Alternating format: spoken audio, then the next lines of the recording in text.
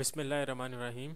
Dear students, आज हम activity diagram की बात करेंगे। इससे पहले हमने क्लास डायग्राम को अंडरस्टैंड किया था और यूज़ केस डायग्राम को अंडरस्टैंड किया था। तो एक्टिविटी डायग्राम जो है ये बिहेवियर डायग्राम्स की कैटेगरी में लाई करती है।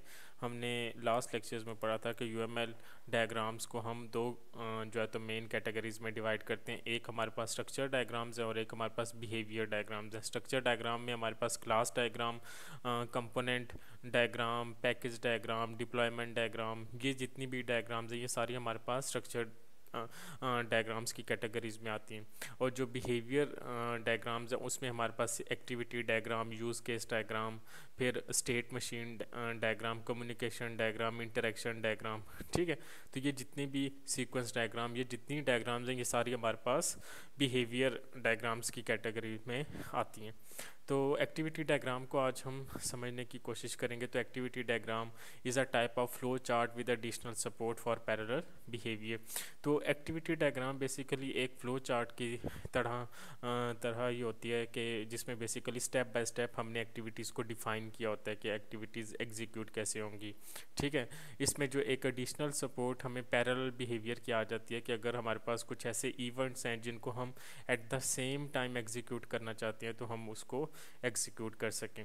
तो this diagram explains overall flow of control. ठीक है, कि एक पूरा जो एक एक्टिविटी मींस कि अगर आपने एटीएम से कोई कैश विड्रॉ करना है, दिस इज़ एन एक्टिविटी। तो इस एक्टिविटी को परफॉर्म करने के लिए कौन कौन से स्टेप्स होंगे वो हमने यहाँ पे मॉडल करने होते हैं। और इसी चीज़ को हम कहते हैं कि ये basically dynamic aspect of the system. ठीक है, कि activity diagram basically dynamic aspect of the system को मॉडल करने के लिए हम यूज़ करते हैं। Activity diagram is basically a flow chart to represent the flow from one activity to another. ठीक है ना, एक्टिविटी डायग्राम बेसिकली एक फ़्लो होती है कि हम एक एक्टिविटी से दूसरी एक्टिविटी और सो ऑन हम कैसे इनको परफॉर्म करें। और this control flow is drawn from one operation to another. और एक ऑपरेशन के बाद दूसरा ऑपरेशन कौन सा है, तीसरा ऑपरेशन कौन सा है, कौन सी ऐसी एक्टिविटीज़ है जो कंकरेंटली हम एग्जीक्यूट करेंगे, कौन सी ऐसी एक्टिविटीज़ है जो सीक्वेंशियली हम एग्जीक्यूट करेंगे। इन सारी चीज़ों को हम यहाँ पे मॉडल करते हैं। Activity diagram deals with all type of flow control using different element like fork and join. और इसमें हम बेसिकली फोर्क और जॉइन को यूज़ करते हैं। आगे जाके हम पढ़ेंगे कि ये इनमें क्या डिफरेंस होता है और हम इन्हें क्यों यूज़ करते हैं। तो मेन पर्पस के एक्टिविटी डायग्राम्स को बेसिकली यूज़ करने का कि contrary to use case in activity diagram it is obvious whether actors can perform business use case together or independent from one another। ठीक है, एक्टिविटी डायग्राम्स में हमने basically जो हमारे एक्टर्स हैं उनको बेसिकली हम इस चीज़ को मॉडल कर रहे होते हैं कि वो कौन कौन सी एक्टिविटीज़ हैं या वो कौन कौन से ऐसे जो है तो यूज़ केसेस हैं जो एक दूसरे से इंडिपेंडेंटली एग्जीक्यूट हो सकते हैं, कौन से एक्टर्स हैं जो एक दूसरे के ऊपर डिपेंड करते हैं, किन एक्टिविटीज़ के लिए एक दूसरे के ऊपर डिपेंड करते हैं। तो ये सारी चीज़ें जो है तो हम इसमें मेंशन कर सकते हैं। फिर activity diagrams allow you to think functionally. और इसमें बेसिकली हमने जो है तो फंक्शनल पॉइंट ऑफ व्यू से हम एक्टिविटी डायग्राम को प्लान करते हैं कि हमने फंक्शनैलिटी को कैसे अचीव करना है और कौन कौन सी ऐसे स्टेप्स हैं जिनको फॉलो करना पड़ता है। अब कब when to use activity diagram. Activity diagrams are most often when modelling the parallel behaviour of a multi threaded system. ठीक है, मल्टी थ्रेडेड सिस्टम को कौन से होते हैं, वो सारे सिस्टम जिनमें एक ही टाइम के ऊपर हम डिफरेंट एक्टिविटीज़ को एग्जीक्यूट कर रहे होते हैं in the form of threads are basically processes आप कह सकते हैं कि जो डिफरेंट टास्क परफॉर्म कर रहे होते हैं। ठीक है, ये थ्रेडिंग का जो कॉन्सेप्ट है ये जावा और ऑब्जेक्ट ओरिएंटेड पैराडाइम में हम इन्हें यूज़ करते हैं। हम थ्रेड्स क्रिएट करते हैं और थ्रेड्स को डिफरेंट टास्क दे सकते हैं और इन थ्रेड्स की फिर डिफरेंट स्टेट्स होती हैं जो हम मैनेज करते हैं।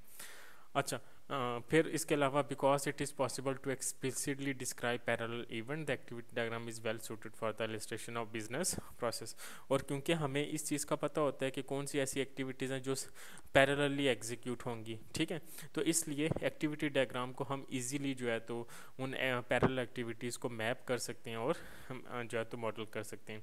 This diagram is useful to investigate business requirements at और नॉर्मली जो है तो बिजनेस रिक्वायरमेंट्स को इलिसिट करने के लिए, डिस्कवर करने के लिए हम इसे यूज़ करते हैं। This diagram is use to model activities which are nothing but business requirements. और नॉर्मली जो बिजनेस रिक्वायरमेंट्स होती हैं उनके लिए हम इन्हें यूज़ करते हैं। तो जैसे यूज़ केसेस में हमारे पास डिफरेंट नोटेशंस अवेलेबल थी, ठीक है, इसी तरह हमारे पास एक्टिविटी डायग्राम में भी डिफरेंट नोटेशंस अवेलेबल हैं। इसमें हमारे पास ये जो ओवल शेप है ये रिप्रेजेंट करता है एक्टिविटी को, ठीक है, इंडिविजुअल एक्टिविटी। इसी तरह ट्रांजिशन है from one activity to another, उसके लिए हमारे पास ये एरो का साइन होता है, ठीक है, represent flow of data from one activity to another. इसी तरह जहाँ पे भी हमने कोई डिसीजन लेना होगा तो उसमें हम डायमंड सिंबल को यूज़ करते हैं। Decision node is a control node that accept tokens on one or more incoming edges and select outgoing edge, ठीक है। तो हमने क्योंकि यहाँ पे डिसीजन लेना है और अगर जो है तो कोई वैल्यू ट्रू होगी तो तब कौन से कहाँ पे हमने मूव करना है, और जब फॉल्स होगी तब कहाँ पे मूव करना है, ये सारी चीज़ें हम बाय यूजिंग डायमंड सिंबल हम इसको परफॉर्म करते। इसी तरह जो हमारी इनिशियल एक्टिविटी होगी, जो स्टार्ट एक्टिविटी है, उसके लिए हमारे पास ये जो है तो फील्ड एक डॉट है, सर्कल है, ठीक है, इसको हम यूज़ करते हैं, जिसको हम इनिशियल एक्टिविटी कहते हैं, फर्स्ट एक्टिविटी कहते हैं, स्टार्टिंग पॉइंट कहते हैं। और जो फाइनल एक्टिविटी होती है उसके लिए हम जो है तो उसको डिफ्रेंशिएट करने के लिए हमारे पास ये डबल सर्कल्स हैं, जिसमें एक और जिसको हम कोसेंट्रिक सर्कल्स कहते हैं, ठीक है। तो final node is a control final node that stops all flows in an activity. और ये जो फाइनल एक्टिविटी है इसके बाद जो है तो कोई और टास्क परफॉर्म नहीं होता, this is the final activity. इसके अलावा ये जो फोर्क है, fork is an activity diagram that has a single. Fork में बेसिकली जो इनकमिंग एज होता है ये सिंगल होता है, जैसे आपको यहाँ पे ये नज़र आ रहा है, और जो आउट गोइंग एजेस होते हैं वो मल्टीपल होते हैं, जैसे यहाँ पे सिंगल इनकमिंग ट्रांजेक्शन है, multiple out going transaction exhibiting parallel behaviour, ठीक है। तो जहाँ पे भी हमने पैरेलल बिहेवियर को रिप्रेजेंट करना है तो हम वहाँ पे फोर को यूज़ कर सकते हैं। अब जॉइन में क्या होता है, बेसिकली इसके फोर्क से ऑपोजिट है कि इनकमिंग इसके पास मल्टीपल होती हैं लेकिन आउट गोइंग जो होता है वो सिंगल होता है, ठीक है। और join in an activity diagram synchronises the parallel behaviour, मतलब जो पैरेलल एक्टिविटीज़ होती हैं उनको ये कलेक्ट करेगा और सिंक्रोनाइज करने के बाद एक सिंगल जो है तो आउट गोइंग आउटपुट हमें प्रोवाइड होती है।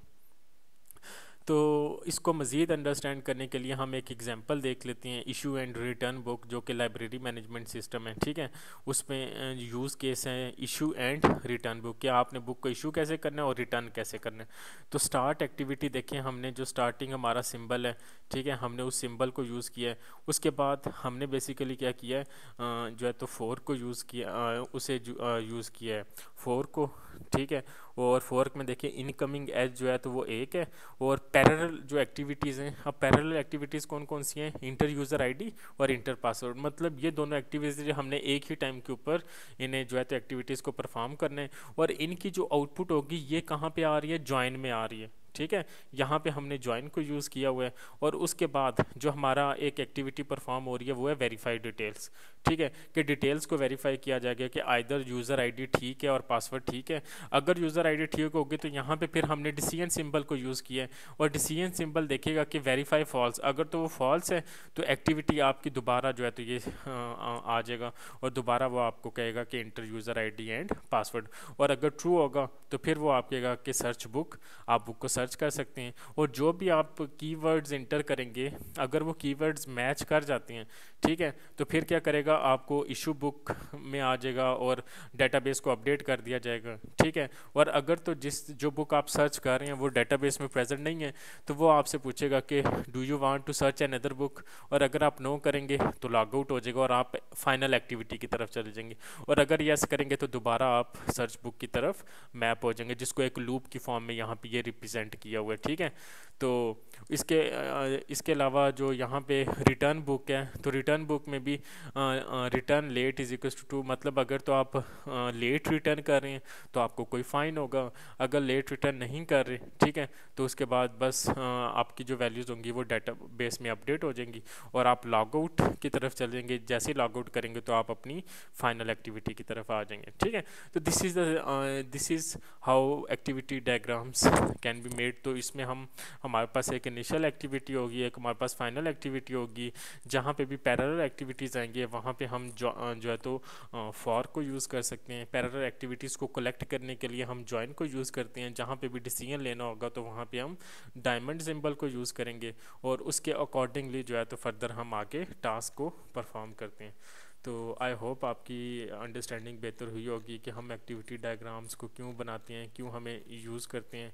तो activity diagrams are use to discover the business case requirements, और हमने बताना होता है कि एक एक्टिविटी से दूसरी एक्टिविटी में कैसे जो है तो किस सीक्वेंस को हमने फॉलो करना है, कौन कौन सी पैरेलल एक्टिविटीज़ हैं, और इन सारी चीज़ों को मॉडल करने के लिए हम एक्टिविटी डायग्राम्स को यूज़ करते हैं। अगर आपका इसमें कोई भी क्वेश्चन है तो आप लोग पूछ सकते हैं। Thank you so much.